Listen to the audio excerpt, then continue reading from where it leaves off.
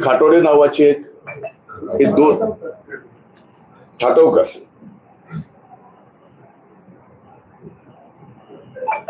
यामध्ये बऱ्याच अशा काही गोष्टी आहेत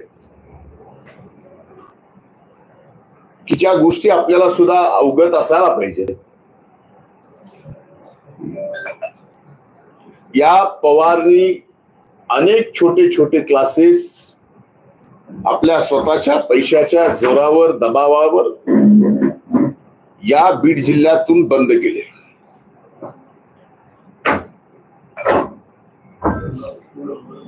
आणखीन काही माहिती आपल्याला देतोय. रात्री गुन्हा नोंद झाला. गुन्हा नोंद झाला त्या दिवशी 11 वाजता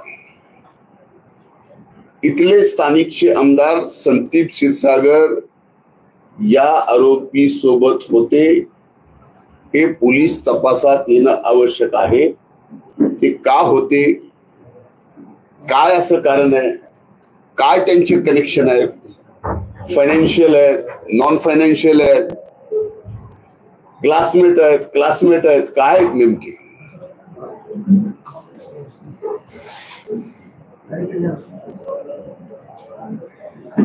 खूप दिवसापासून या गोष्टीची चर्चा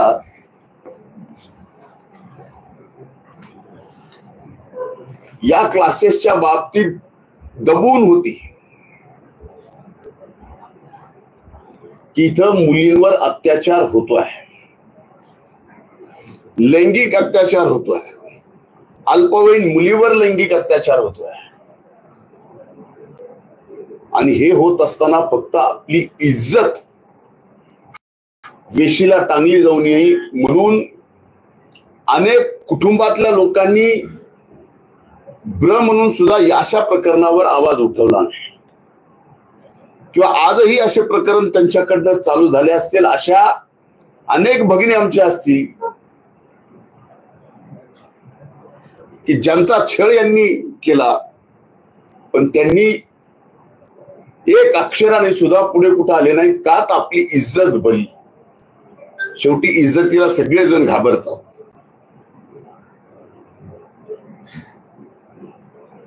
अशा माथेपुरू प्राध्यापक होऊ शकतो, हाच माझ्यासाठी एक फार मोठा विषय आहे. आज ज्यावेळेस मी माझ्या त्या भगिनीच्या वडिलांना जाऊन भेटून आलो, त्यांच्या वेदना पाहिल्यानंतर स्वाभाविकच ज्या कुटुंबात असं घडतं, आपली मुलगी आपल्या समोर त्यावेळेस असते आणि तिच्यासोबत 1 वर्ष लैंगिक त्रास झाल्यानंतर त्यांची जी भावना आहे ती माझ्यासारख्याला तर सहन झाली. इतक्या नीच व्यक्तीला इथला आमदार शिवजयंती महोत्सवाचा अध्यक्ष करतो, म्हणजे ह्याचे किती आतले यांचे कनेक्शन आहेत याचा विचार सुद्धा आज माध्यमांनी करणं गरजेचं आहे. या राजकीय आश्रयामुळेच या कोचिंग क्लासेस मध्ये अनेक आमच्या भगिनींचे लैंगिक शोषण केलं जातं. याच्यासाठी मी उद्या अधिवेशनाचा पहिला दिवस आहे. आमच्या भगिनीच्या त्या वडिलांनी सुद्धा ठरवलंय की मागणी करणार आहेत पोलीस अधीक्षकांकडे. आणि इथं मात्र 5000 मुलं या कोचिंग क्लासेस मध्ये, आणि या 5000 मुलांमध्ये किती जणांचं लैंगिक शोषण झाले, किती जण आपल्या इब्रतीला घाबरून आहेत, किती जण सोडून गेलेत. आणि याला कारण मात्र 2च व्यक्ती, आणि तिसरा व्यक्ती जो याला राजकीय आश्रय देतो. म्हणून या सर्व प्रकरणाची SIT करणं गरजेचं आहे. जे खरं आहे ते बाहेर येणं गरजेचं आहे. आणि जेवढ्या काही भगिनीवरती या नराधमानं लैंगिक अत्याचार केलाय त्याला सुद्धा पॉस्कोमध्ये फाशीची शिक्षा आहे, ती दिली गेली पाहिजे. म्हणजे या नराधमाचा असा काही प्रकार आहे की अनेक नेत्यांसोबतचे फोटो दाखवायचे आणि तो किती जवळचा आहे या पद्धतीने विषय करायचा आणि त्यातून आपली आर्थिक बाजू सबळ करून का हो आपल्यापैकी अनेक जणांना कदाचित माहित असेल की या कोचिंग क्लास चालवणाऱ्या पवार प्लॉटिंगचा धंद्यात कसा आला. आता जे स्कूलचं बांधकाम त्याचं चालू आहे ते रेड झोन मध्ये कसं चालू आहे. रेड झोन मध्ये एखाद्या सामान्य कोचिंग क्लासेस घेणाऱ्या प्राध्यापकाला रेड झोन मध्ये बांधायची परवानगी मिळती कशी.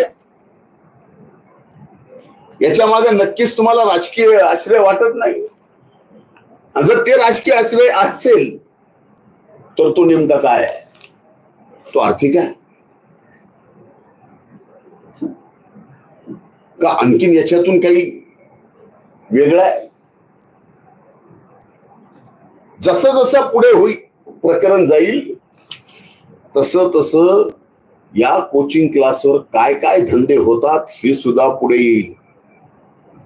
कदाचित हे आपल्यापैकी अनेक जणांना माहिती असतील पण जाऊ द्या, आपल्याला काय करायचंय हे थोडंच आपल्यासाठी महत्वाचं आहे म्हणून आपल्याकडून विषय तो गळाला जाऊ शकतो. पण माझी हात जोडून विनंती आहे, असेच काही नराधम आहेत की ज्यांच्या अशा प्रकारामुळं आज भगिनी सुरक्षित नाही. मी आदरणीय माननीय मुख्यमंत्र्यांना विचारणार आहे की नवीन एसपी आल्यानंतर या बीड जिल्ह्यामध्ये सर्व काही अलबेल होणार असा आपल्या सगळ्यांचा समज होता. मी आदरणीय देवेंद्र भाऊला विचारणार आहे आणि त्यांच्याकडून कसल्याही परिस्थितीत या प्रकरणात SIT नेमून घेणार आहे तरच या आमच्या भगिनीला न्याय मिळेल. नाही तर रोज अशा आपल्या भगिनी अबला या नराधमांच्या हाती पडतील आणि त्यांचं सबंध आयुष्य बर्बाद करतील. आज त्या भगिनीच्या वडिलांनी डोळ्यात अश्रू आणून काय सांगितलं म्हणजे आमची अवस्था माझ्या मुलीने पाहिल्यानंतर तिला असं वाटलं की आता आम्ही आमच्या जीवाचं काहीतरी बरा वाईट करतोय इज्जतीसाठी म्हणून मी हिंमत करून पोलीस स्टेशनला या ठिकाणी जाऊन खरं आहे ते सगळं काही सांगितलं. कुणाच्या घरात आपल्याला ह्या सर्व गोष्टी व्हाव्यात असं वाटतं. एक महत्वाचं आहे, ज्या दिवशी ही घटना घडली त्या दिवशीच्या 3 लोकांचे CDR काढणं फार आवश्यक आहे.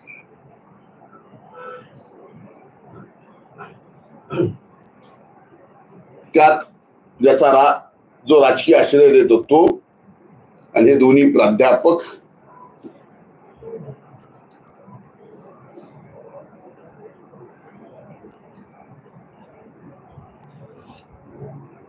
आणि आता सुद्धा ज्या पद्धतीने तपास चाललाय, मी जी काय माहिती घेतली SP कडनं तो तपास या नराधमांना कन्व्हिक्शनला नेईल असं मला प्रथम दर्शनी तर वाटत नाही. दुर्दैव आहे बघा, या प्रकरणांचं नाव आपल्या खानदानाचं नाव पूर्णपणानं बदनाम होऊ नये म्हणून ते पुढे सुद्धा येऊ शकत नाही. म्हणून माझी विनंती आहे की अशा नराधम जेवढे प्राध्यापक जिम्मेदार आहेत तेवढंच त्या प्राध्यापकाला राजआश्रय देणारा सुद्धा व्यक्ती जिम्मेदार आहे. त्यांचे CDR काढणं सुद्धा या ठिकाणी आवश्यक आहे. उद्या आईचे वडील SP ऑफिसला जाऊन वेगळ्या तपासाच्या बाबतीमध्ये ते स्वतः खुद त्यांच्या अधिकारात ते निवेदन करतील.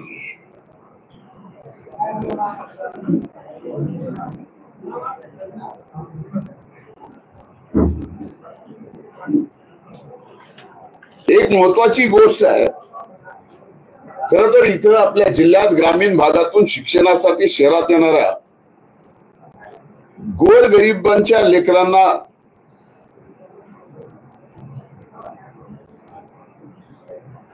फीस कमी करण्याच्या आमिष दाखवून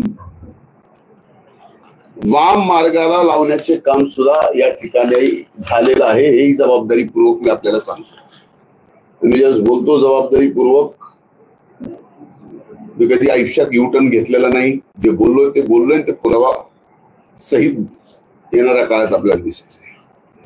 पवार सारख्या एजंट मार्फत केलेल्या तक्रारीचे 10-15 फोन, पवारच्या एजंट मार्फत 10-15 फोन तिच्या आईवडिलाला गेले. पालक इज्जतीसाठी मीडिया समोर यायला तयार नाही. ते आमचे नाव ओपन करू नका या अटीवर आम्हाला माहिती सांगतात. म्हणजे किती जण असतील बघा. 3 दिवसामध्ये जर 20 फोन, एक भगिनी आपल्यावर अत्याचार होतो म्हणून पुढे येते, पोलिसांकडे जाते, तक्रार देते, त्याच्यानंतर आई वडिलांना 20 फोन येतात की फक्त आमचं नाव ओपन करू नका, आम्ही आपल्याला माहिती देतो. हा किती भयंकर प्रकार आहे. कुणी करावा? आपल्या आमदाराला, त्याच्या फायनान्शियल पार्टनरला शोभतं.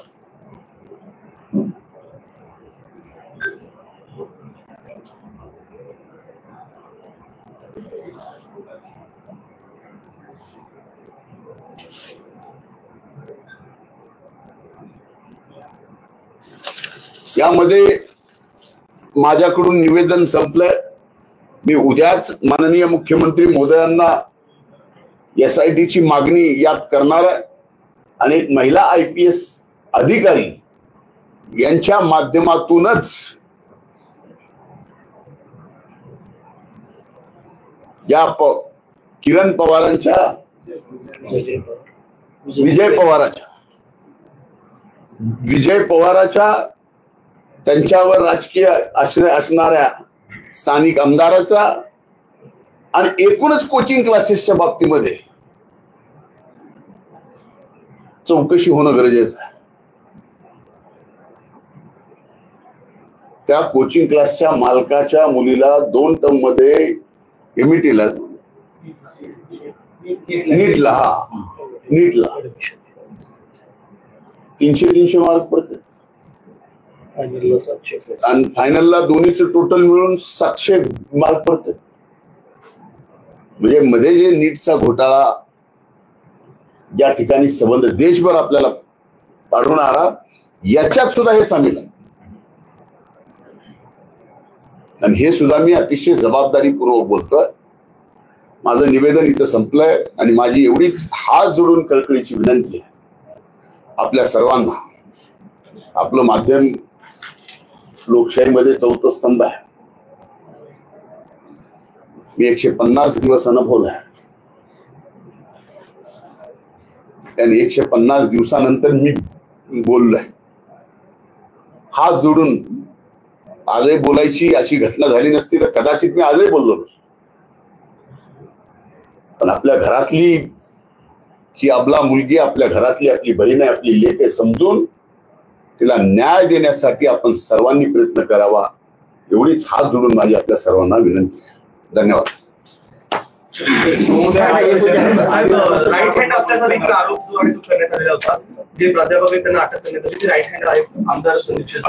ते आपल्याला तेच सांगितलं ना की संदीप क्षीरसागर आणि या दोन्ही आरोपीचे CDR काढा. ज्या दिवशी ही घटना FIR घडली त्यावेळेस 11 वाजता हे संदीप क्षीरसागर त्या कोचिंग क्लासेसच्या तिथं होते. ते स्पॉट आयडेंटिफिकेशन सुद्धा काढता येतं पोलिसांनी ठरवल्यावर, ते सुद्धा निघेल.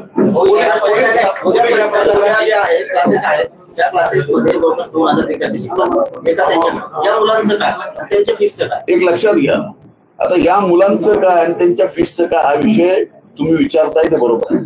हे प्रायव्हेट कोचिंग आहे, यांना काय नियम आहेत? यांना काही नियम नाही. बेभानपणे कुठं काही चालू आहे. या बाबतीतही या ठिकाणी आदरणीय मुख्यमंत्र्यांना आणि आदरणीय अजितदादांना आणि शिंदे साहेबांना मी स्वतः सांगेल की याबाबत या अधिवेशनामध्ये तरी अशा कोचिंग क्लासेसवर कुठेतरी शासनाचा अशा प्रकारे कुठल्याही भगिनीचा लैंगिक अत्याचाराला बळी पडू नये इतकी सुरक्षा त्या कोचिंग क्लासेसमध्ये असली पाहिजे. फीसच्या बाबतीत एक फॉर्मेट असला पाहिजे. या बाबतीत बोल पोलीस दलावर तुम्ही प्रश्न उपस्थित करताय, कारण बीडमधील कायदा व सुव्यवस्था सुधारण्यासाठी पोलीस अधीक्षकांची नियुक्ती या ठिकाणी करण्यात आली, परंतु तरी देखील या प्रकरणाचा तपास व्यवस्थित झाला नसल्याचं तुमचं नाही झाला. जे गोष्ट प्रथमदर्शनी मला दिसते त्या प्रथमदर्शनी तपासामध्ये दिसते आरोपी 2 पकडून विषय होत नसतो. 1 वर्षापासून तिचा लैंगिक अत्याचार चालू आहे याचा अर्थ हा या 2 व्यक्तीला आणि त्या मुलीलाच तो माहिती असा होत नसतो. 1 वर्ष, मग ते 1 वर्ष कुणाला माहित होतं?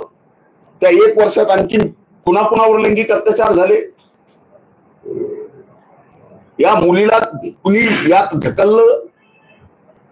या सगळ्या गोष्टी यायला नको. त्याच्याकडे पोलीस प्रशासन कुठं पाहतं? ज्या पद्धतीनं ही अटक झाली आहे किंवा स्टेज केली गेली आहे, सीट मधले असणारे लोक पत्रकार जातात, अटक करतात, त्या सगळ्या ही अटक झालेली नाहीच आहे. ही अटक झालेली नाही, हे सरेंडर झाले. सेंट्रल गव्हर्नमेंटने ना कोचिंग क्लासेस रेग्युलेशन बिल 2024 आणलं. त्याच धर्तीवर महाराष्ट्राचं 2018चं बिल होतं, पण या क्लासेस वाल्यांनी त्याला विरोध केला. त्या बिलचा जर अभ्यास केला तर ज्या विद्यार्थ्यांना ते कोचिंग क्लास मध्ये सोडायचे त्यांची फीस पूर्ण द्यावी लागते त्या क्लासवाल्याला. हा नियम याच्यासाठी पण आपण आवाज उठवतो. नक्की साहेब, ज्या दिवसापासून तुम्ही पाहत असाल की ज्या घटना समोर येत आहेत अशामध्ये अनेक नेते जे आहेत ते बीडमध्ये आले, जे बेंबीच्या डेटापासून ओढत होते, ते मात्र या प्रकरणामध्ये कुठेही पुढे येतात. हे लक्षात घ्या, त्या प्रकरणामध्ये नेमका त्यांना न्याय कुणाला द्यायचा होता का कुणाचं फक्त मंत्रीपद काढायचं होतं? हा प्रश्न तुम्ही त्यांना विचारा. आज त्यापैकी एकही माणूस, एकही नेता एवढी मोठी घटना बीड जिल्ह्यामध्ये झालेली असताना ब्रश शब्दानं बोलत नाही. लाज नाही वाटत? अरे आमचं तर तुम्ही सगळं काय काढायचं ते सगळं काढलं ना, आम्ही गप्प राहिलो. पण एखादी बीड जिल्ह्यामध्ये आपला तिच्यावर अत्याचार होतो, ते बाहेर येतं. बाहेर आलेल्या प्रकरण नंतर पैशावाले कोचिंग क्लासेस आहेत, पण बरंच काय कोण कसं आहे, कुणावर आहे, कुणाच्या जवळचे आहेत, बोलायचं का नको, मग सगळे का सोयरे, ह्या सगळ्या गोष्टी येतात ना.